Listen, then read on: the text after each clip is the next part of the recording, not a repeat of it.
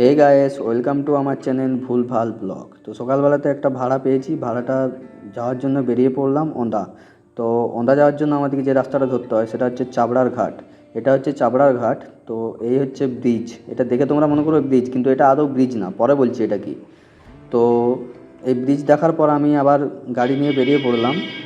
তো গাড়ি নিয়ে যাচ্ছি, এই দেখো পাহাড়ের থেকে নিচে নামছি। ওই যে দুই কাকা পাহাড় কেটে রাস্তা বানাচ্ছে।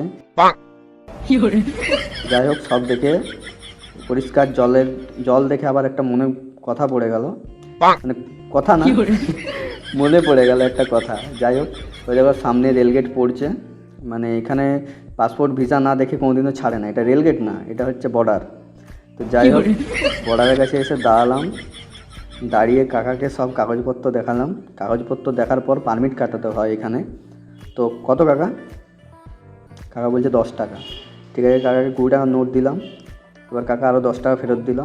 টাকাটা নিয়ে আবার গাড়িটা নিয়ে আমি যথারীতি বেরিয়ে পড়লাম। এই যে সামনে পাহাড় দেখছো, এই পাহাড় বেয়ে আমাকে উপরে উঠতে হবে।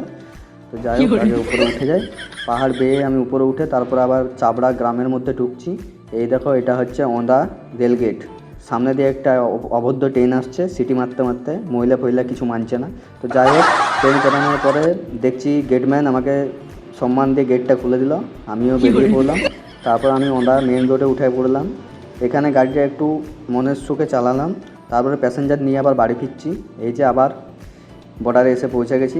কাকার সাথে ওই ট্রাক্টরের কাকুটার একটু কাগজপত্র নিয়ে সমস্যা হচ্ছিলো বলে তর্কাতর্কি হচ্ছিল।